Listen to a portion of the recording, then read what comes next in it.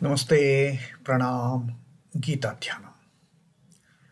Om Parthaya Pratibodhitam Bhagavata Narayanena Swayam Vyasena Gratitam Purana Munina Madhye Mahabharatam Advaitam Ritavarshinim Bhagavatim Ashtadashadhyayinim Ambatvam Bhagavad Gite Bhavadveshinim.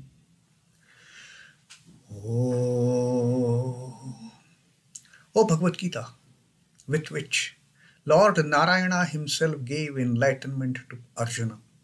The ancient sage Vyasa included it in the Mahabharata. O goddess, showerer of the nectar-like knowledge of non-dualism contained in your 18 chapters, O my affectionate mother, the destroyer of rebirth, I meditate upon thee. Krishna Vandana.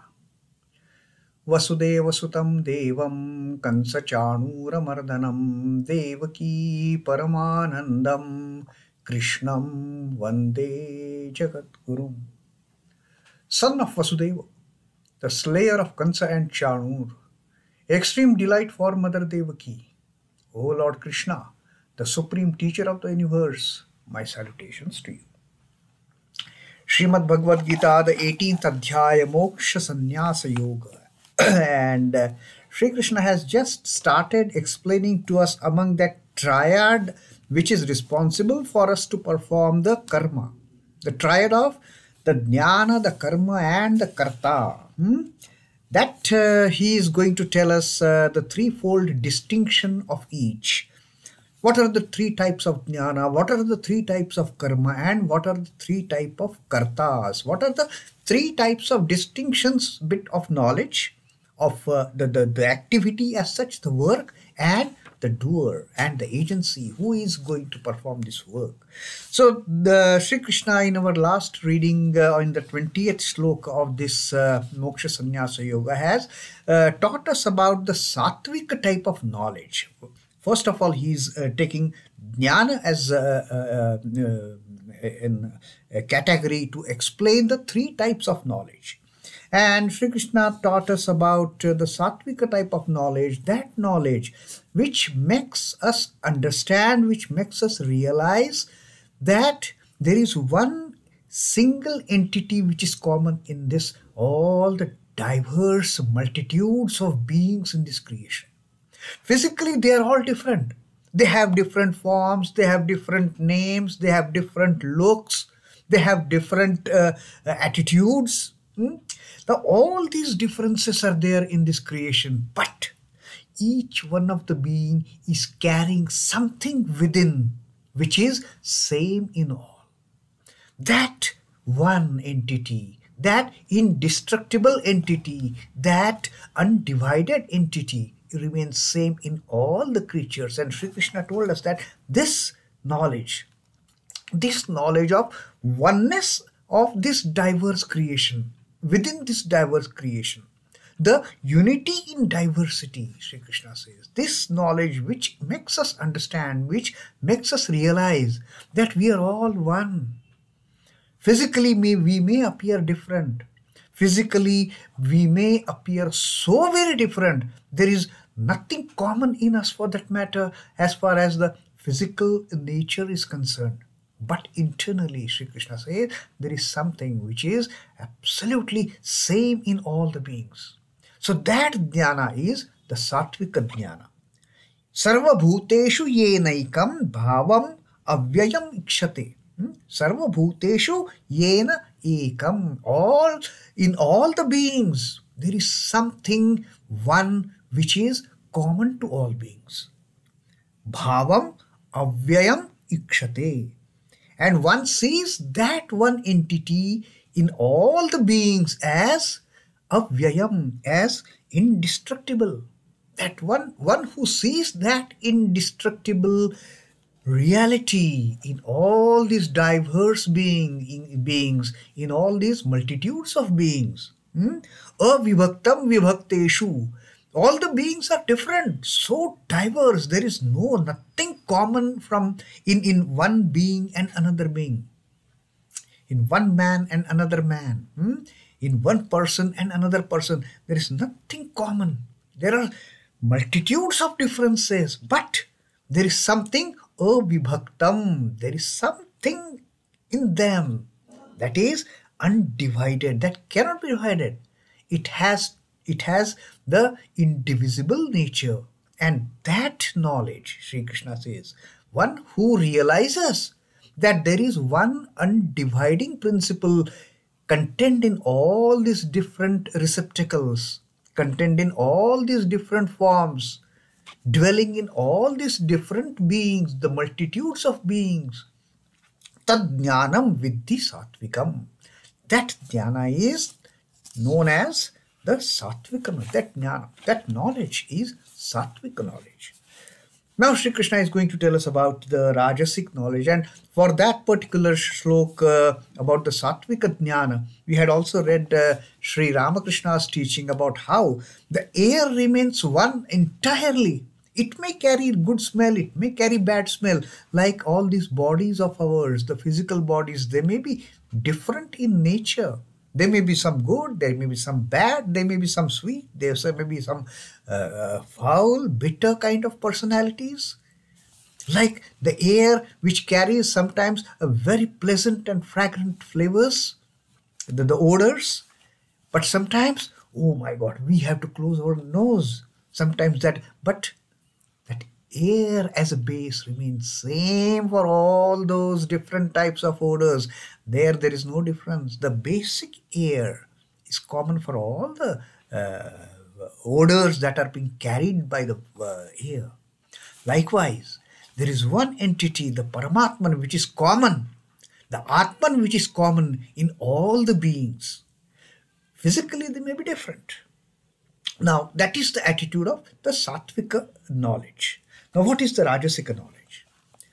Sri Krishna is telling us in this 21st shloka. pṛithaktvena tu jñānaṁ nānā-bhāvān pṛithag-vidhān vetti sarveṣhu bhūteṣhu jñānaṁ viddhi rājasam. That jnana is called as rājasam. Now, Sri Krishna is explaining to us what is that rājasic jnana? What is that? Which is that jnana which is based on this guna of rajas? pṛithaktvena tu jñānaṁ. But that knowledge, tu is but. Tu yat jñānaṁ pṛithaktvena. Pṛithaktvena is different from one another. pṛithaktvena nānā-bhāvān pṛithak-vidhān. Nānā-bhāvān is all different kind of entities. Different kind of entities. Pṛithak-vidhān is of distinct kinds.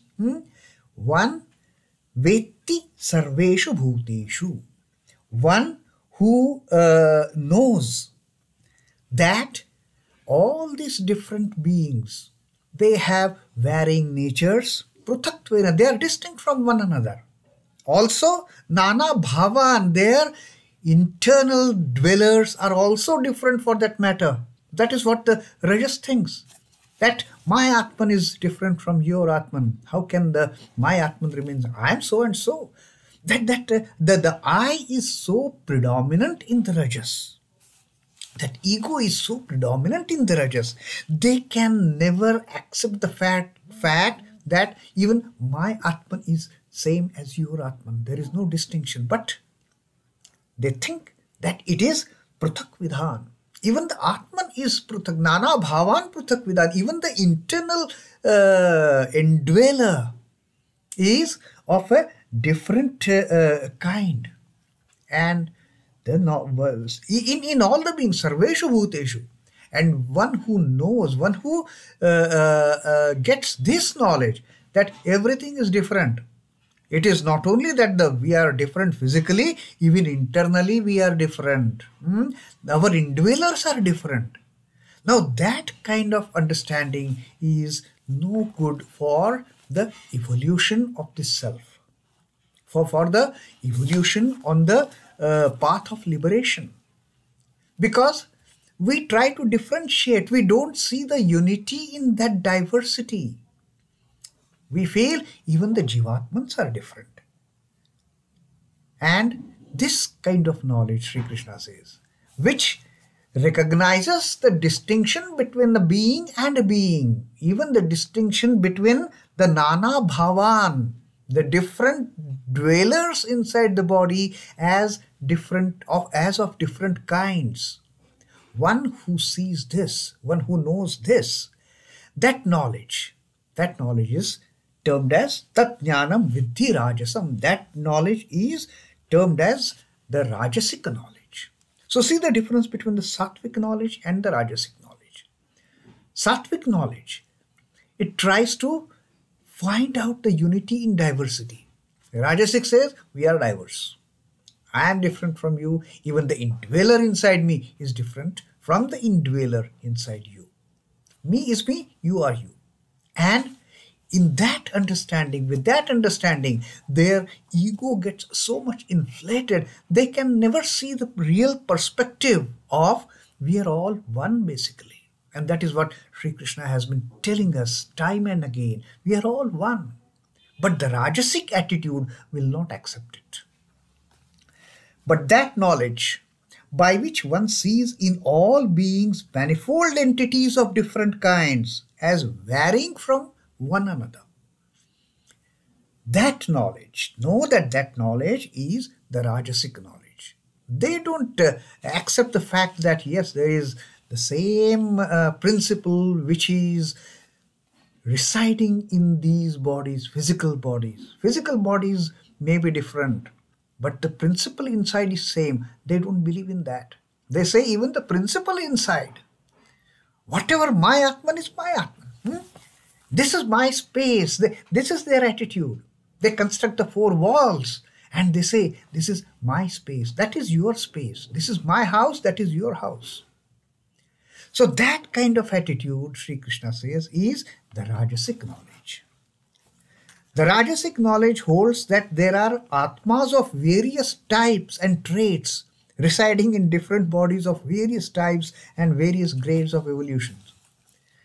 The Atman in my body is superior most. The Atman in your body may not be that superior, may be lower than that. And the Atman in any other being from animal kingdom or plant kingdom, it's not to be counted at all. That is their attitude. And what logic they give for this?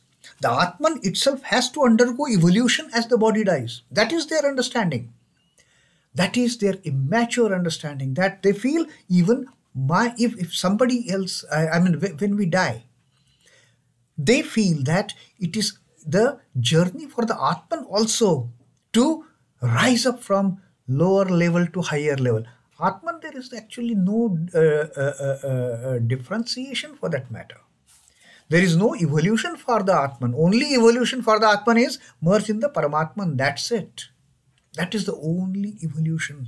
And for that matter, all the Jivatmans who have come down from that one Satchidananda Brahman, the Paramatman, all the Jivatmans, they are part and parcel of that one Paramapurusha, that Paramatman, that Satchidananda Brahma entity, the ultimate cosmic principle, eternal principle for that matter. Now, an example that Swami Chidbhavananda ji gives here is when we are mining gold. Now, when we mine gold, when gold is mined, gold will carry some, there will be some inherent gold, and to that will be attached some dross also. Something which is not gold, which will also be attached to it.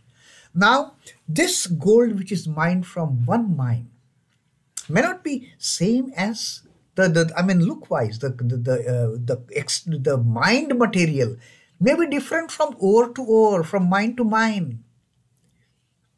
Depending on how much of the impurity, how much of the dross is attached to that gold. Depending upon that, there may be some variations. But the gold inside, whether it is mined in Kolar gold mines, or whether it is mined in on the opposite corner of the earth, that gold remains same. That gold, there can't be any difference. The gold remains gold. The dross may be different. Here maybe after mining 1 kg of gold, the mined material, you may get 1 gram of gold, or maybe 0.1 gram of gold. And in other mines, after mining 1 kg of the material, maybe you will get 100 grams of gold. You don't know. So that may vary, but when you extract the gold as such, whether it is from X mine or whether it is from the Y mine, that X and Y gold, it will have the same value. It will have, it is basically of the same nature. And likewise, the Sattvika Jnana tells us that the Atman is same in all of us, only the outside is different. But the Rajasic person says no. Here it is 1% gold, there it is 10% gold. There is also difference in the gold, for that matter, in the mind of Rajasic person. So Rajasic person, as sees different names and forms, their understanding is, the Rajasic understanding is, even the indweller is of a different nature. Indweller is of the different kind and different type for each being. And as we grow, we evolve on this journey of liberation, on this journey of nirvana, even the Atman has to evolve from the lower nature to the higher nature. Now, Atman doesn't have any nature. Atman is not bound by any of the gunas, for that matter. But this is their immature understanding. While there is difference in the physical body entities, even the Atman inside is of a different type and different manner. So, which is differentiated because of the upadhis. Now, what are the upadhis? The physical nature is the upadhi, and therefore they feel even the inside this upadhi is also of a different nature. It is believed that Atman belongs to different species, castes, colors and nationalities. That is how their logic goes. Attaching importance to these upadhis is the way of Rajasika knowledge. When they are all eliminated, pure consciousness alone remains. When this polluted thinking of Atman also to have the upadhis is eliminated, when that wrong understanding is cleared, then is the enlightenment. Then they start seeing. Then they start seeing that all the beings have the same unity in them. In unselfish love, there is no such thing as Oriental love and Occidental love. In its pure form, love is a universal factor governing and guiding life. But for it, existence is not worth having. We may try to categorize the love also of different types, for that matter. That there is something, one as Oriental love, one is Occidental love. The way the Eastern people love is different, the way Western people love is different. No, love is love. At the highest level, there is only one love. And one love is nothing but understanding that oneness in all of us.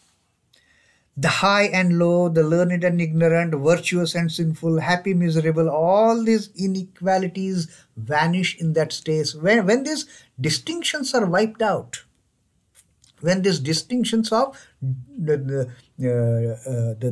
diversity is wiped out and the unity is realized, all these distinctions, they go away. Then dawns the real understanding, then dawns the real knowledge that there is something which is common to all the beings in this creation. Now, all these phases of the underlying unity are not cognized by the Rajasic knowledge. What Sattvika knowledge cognizes, what Sattvika knowledge realizes, that there is something common, there is some uniting factor to all the things in this creation. There is one indestructible, indivisible, avyaya, avibhakta commonality in all these diverse beings. That aspect is lacking from the understanding of a Rajasic nature. So this is the second type of jnana that Sri Krishna has taught us, that while the sattvika jnana knows nothing but unity, the rajasic knowledge, it sees nothing but diversity. According to rajasic knowledge, even the atmans are different. Now, that will take time to erase that wrong notion. It will take time. That rajasic thought has to be evolved at to the sattvika level. But that again will take its own time. But till such time that rajasic thought, that rajasic knowledge is ingrained in the rajasic person, they will continue to feel that difference. They will continue to have that view that all the atmans are also different. Now on this, Sri Ramakrishna has given a very just one-liner advice, one-liner teaching, which contains the entire gist of this teaching of Sri Krishna. Sri Ramakrishna says that seeing unity is knowledge, seeing diversity is ignorance. And this is what we have seen in the 20th and this 21st shloka. Seeing unity is knowledge, that is a sattvika knowledge. Seeing diversity is ignorance. Sri Ramakrishna has termed this rajasic knowledge as a kind of ignorance. Yes, because that doesn't give us the right perspective. That doesn't give us the clear understanding that there is something very unique in this creation. In spite of all these physical diversities, there is something which is extremely common, which is uniting all these diverse beings of this creation with a single thread, of the Atman, with the single thread of Atman. All these different beads are tied to that thread. Beads may look different. Beads may look, one is red, one is yellow, one is green, one is big shape, one is small shape, all that. But the thread which is uniting all these beads, that remains same. So this is the second aspect of knowledge that Sri Krishna taught us today about the Rajasik jnana. Om Namo Bhagavate Vasudevaya. Sri Krishna Arpanamastu. Jai Sri Ramakrishna. Jai Thakur Jai Ma. Jai Swamiji.